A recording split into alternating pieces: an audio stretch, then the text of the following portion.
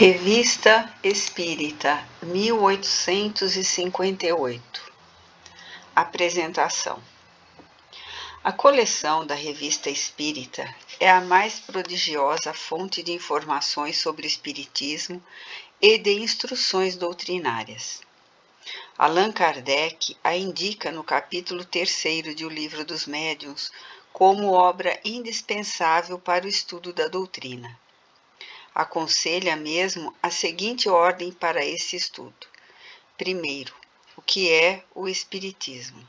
Segundo, o Livro dos Espíritos. Terceiro, o Livro dos Médiuns.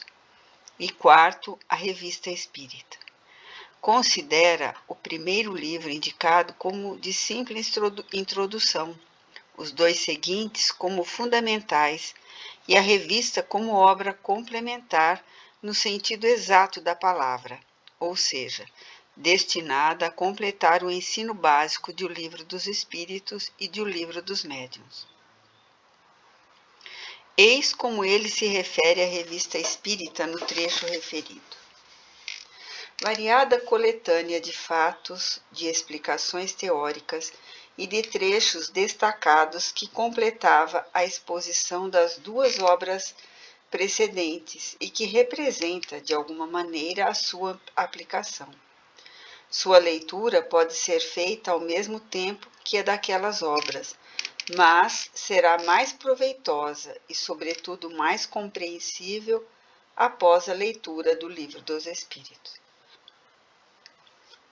Esta expressão de Kardec, e que representa de alguma maneira a sua aplicação, dá à Revista Espírita uma posição excepcional no conjunto da codificação, a de verdadeiro documentário, com um sentido ainda mais significativo e valioso, que é o de relatório científico e histórico.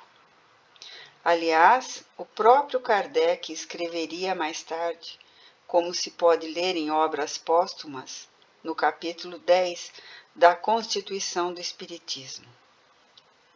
A revista foi até agora, e não podia deixar de ser, uma obra pessoal, visto que fazia parte de nossas obras doutrinárias, constituindo os anais do Espiritismo.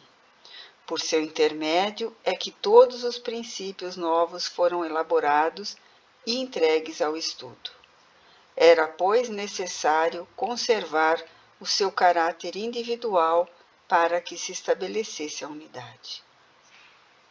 O codificador, portanto, é o primeiro a mostrar a importância da Revista Espírita no conjunto da codificação. Até agora, entretanto, essa obra era a simples raridade bibliográfica, reservada ao conhecimento de alguns privilegiados que a possuíam no original francês. E é inacreditável que no Brasil, onde o Espiritismo encontrou, por assim dizer, o clima espiritual mais apropriado ao seu desenvolvimento, só agora a Revista Espírita seja colocada ao alcance do público, em tradução para a nossa língua. Kardec revela, como vimos, que a revista foi o seu mais importante instrumento de pesquisa, verdadeira sonda para a captação das reações do público, ao mesmo tempo que instrumento de divulgação e defesa da doutrina. Mais do que isso, porém, constitui-se uma espécie de laboratório em que as manifestações mediúnicas, colhidas por todo o mundo, eram examinadas à luz dos princípios de O Livro dos Espíritos e controladas pelas experiências da Sociedade Parisiense de Estudos Espíritas e pelas novas manifestações espirituais recebidas. É nas suas páginas que os atuais estudiosos da fenomenologia espírita encontrarão os elementos necessários à ampliação dos seus conhecimentos e à consequente formação de uma sólida cultura doutrinária. Todas as atuais questões surgidas no meio espírita, a respeito de aspectos e pontos da doutrina, serão elucidadas pelo estudo atencioso do gigantesco acervo desta coleção. ocorrências que hoje parecem novas e aturdem alguns praticantes e estudiosos do Espiritismo, têm aqui os seus precedentes registrados, com as soluções já então oferecidas pelo admirável bom senso de Kardec, aliado às instruções constantes que recebia de seus guias espirituais. Por isso, podemos afirmar que a publicação desta obra marca uma nova era do Espiritismo no Brasil e em todo o continente. Já não é possível a um espírita estudioso prescindir da leitura e do exame dos 12 volumes desta coleção. Allan Kardec, durante 11 anos e 4 meses de trabalho intensivo, ofereceu-nos, ao vivo, toda a história do Espiritismo, no processo de seu desenvolvimento e de sua propagação no século XIX. Podemos acompanhar nestas páginas, passo a passo, o esforço, ao mesmo tempo grandioso e minucioso, de Kardec na construção metódica da doutrina e na estruturação do movimento espírita. A história do Espiritismo se nos apresenta assim como uma forma de vivência que se autofixou na escrita. Podemos senti-la e revivê-la no registro preciso das reuniões, das pesquisas, das comunicações espirituais e dos trabalhos vários da Sociedade Parisiense de Estudos Espíritas, dos grupos familiares e dos centros espíritas, bem como das sociedades estrangeiras a ela ligadas. Nada se oculta ao leitor.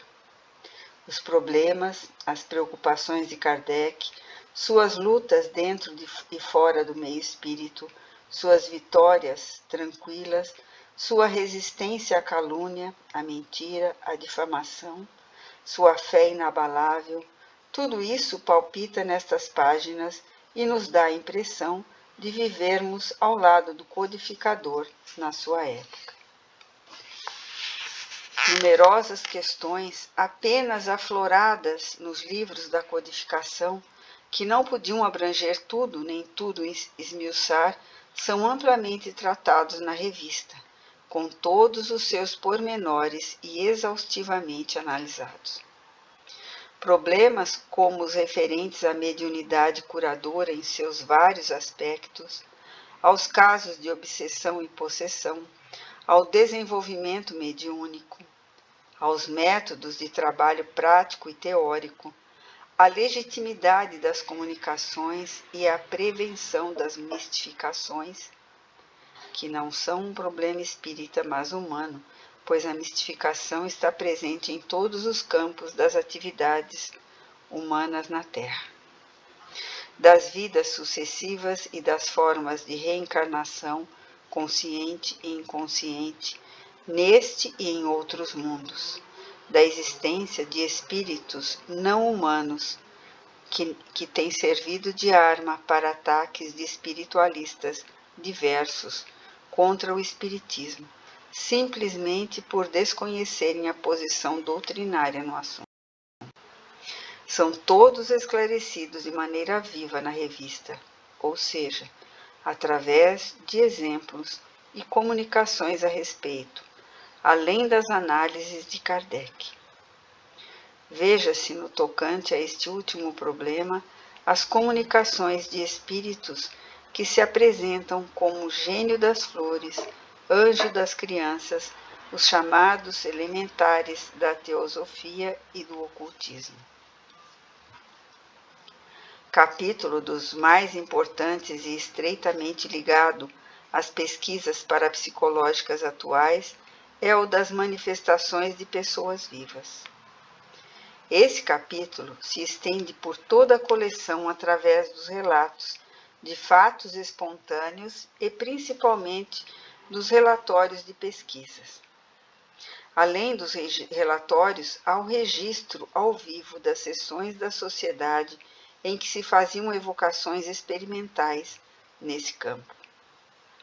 Registros minuciosos com todas as perguntas e respostas do diálogo entre Kardec e o espírito manifestante, e com todas as informações necessárias ao esclarecimento do assunto.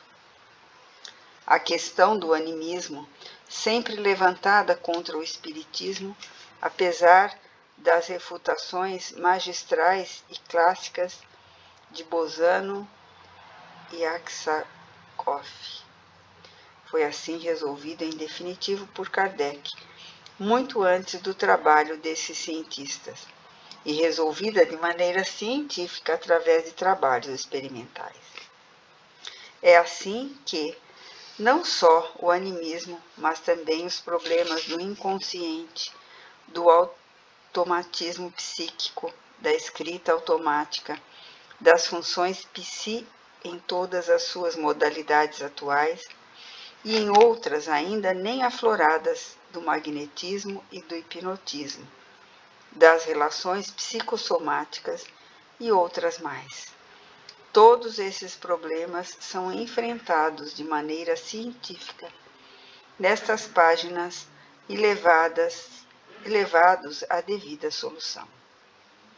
Os adversários honestos do Espiritismo encontram nesta coleção a possibilidade de conhecer amplamente a questão espírita, e temos a certeza de que muitos deles, após a leitura atenta destes volumes, poderão chegar às conclusões finais de Cesare Lombroso, de Charles Richer, rendendo homenagem ao bom senso e ao critério científico de Kardec.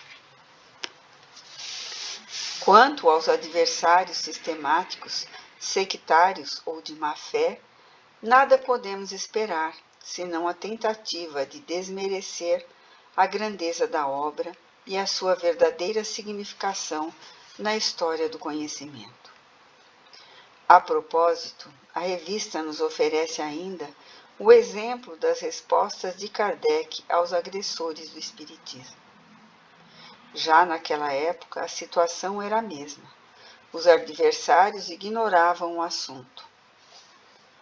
Kardec lhes mostra com bom senso e firmeza a fragilidade dos seus argumentos, repele os seus gracejos e as suas ironias em nome da seriedade dos problemas em causa. Convida-os a estudar a doutrina ou a se aprofundarem mais nas próprias questões que levantaram, usando às vezes de energia, porém jamais esquecido da caridade, que foi a bússola constante de sua vida e de todas as suas atividades. Há ainda um capítulo importante de psicologia que se desenvolve nestes volumes, o da natureza dos animais e de suas relações com os homens. As pesquisas psicológicas neste campo foram bastante intensificadas nos princípios de nosso século e hoje vão sendo enriquecidas com a contribuição das investigações parapsicológicas. Nos Estados Unidos e na Rússia, particularmente, os parapsicólogos se interessam pela verificação das funções psi nos animais. O Espiritismo cuidou desse problema desde o início, como o atestam os trabalhos e as comunicações espirituais a respeito publicados na revista.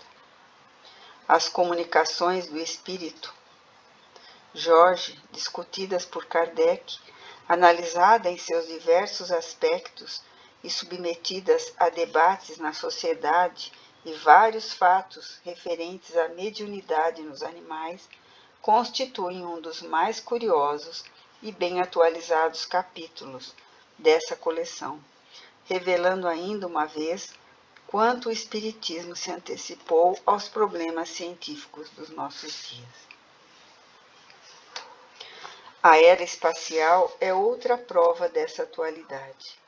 Kardec a iniciou não só no plano conceitual, firmando em O Livro dos Espíritos o princípio da pluralidade dos mundos habitados, que Camille Flammarion posteriormente desenvolveu com sua autoridade de astrônomo num livro com esse título, mas também deu início às pesquisas a respeito.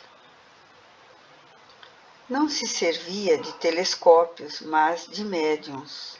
Suas ondas espaciais eram as próprias almas humanas e os espíritos comunicantes. Veja-se o magnífico desenho da casa de Mozart em Júpiter, incluído neste primeiro volume da revista, e leia-se a análise sensata de Kardec. Quem recebeu o desenho foi o famoso autor teatral Victorien Sardou, médium que, entretanto, não sabia desenhar. Mas as comunicações espíritas sobre os mundos habitados, publicadas na seção Palestras Familiares de Além Túmulo, são documentos ainda mais impressionantes. Até há pouco, podia-se rir de tudo isso. Hoje, porém, que os mais céticos já admitem, tanto no mundo capitalista quanto no socialista, tanto entre espiritualista quanto entre materialistas, a teoria espírita da diversidade das formas de vida nos diferentes planetas, e que as próprias religiões mais contrárias a ela também começam a aceitá-la. É evidente que as observações de Kardec a respeito assumem novo aspecto. Assinala-se ainda que, no campo das pesquisas parapsicológicas, renovam-se em nossos dias as tentativas de comunicação interplanetária, por meio do mesmo instrumento usado por Kardec. O médium pôs as provas científicas da possibilidade de telepatia a distâncias imprevisíveis vieram reforçar a posição espírita nesse campo. A história do espiritismo, ainda não escrita de maneira sistemática, apesar de algumas contribuições pioneiras, como a de Conan Doyle, revela-nos aspectos novos dessa coleção. Kardec estabelece as duplas ligações do espiritismo com o cristianismo, de um lado, e com o druidismo, de outro, e prova que antes das ocorrências espíritas de Hydesville, nos Estados Unidos, com as irmãs Fox, já se realizavam sessões espíritas na França, como as de Charles Renard, em Rambouillet, que o levaram a considerar. É de nosso conhecimento que muitas pessoas ocupavam-se de comunicações espíritas muito antes do aparecimento das mesas girantes, do que temos provas com datas certas. Além disso, Kardec estabelece as relações profundas entre as religiões primitivas, a mitologia, as chamadas religiões positivas e o espiritismo, no encadeamento histórico, que é também um dos capítulos mais fecundos da antropologia cultural, abrindo possibilidades agora reforçadas pela parapsicologia para a elaboração da antropologia mediúnica. E há ainda a contribuição espírita para o esclarecimento dos problemas históricos, não só através das curiosas comunicações de personagens famosos, como da interpretação poligenésica que o Espiritismo oferece, renovando as perspectivas da história e da filosofia da história. Por tudo isso e por muito mais ainda, que o leitor e o estudante descobrirão por si mesmos, a coleção da Revista Espírita se apresenta como obra indispensável aos homens de cultura de nosso tempo, sejam ou não espíritas. Mas, particularmente, os espíritas, e em especial os que têm responsabilidade de orientação no movimento doutrinário, não podem olvidar o seu dever de ler e estudar esta obra com atenção e com amor. E foi por isso que a escolhemos para iniciar a publicação pela primeira vez no mundo as obras completas de Allan Kardec que agora apresentamos. J. Herculano Pires.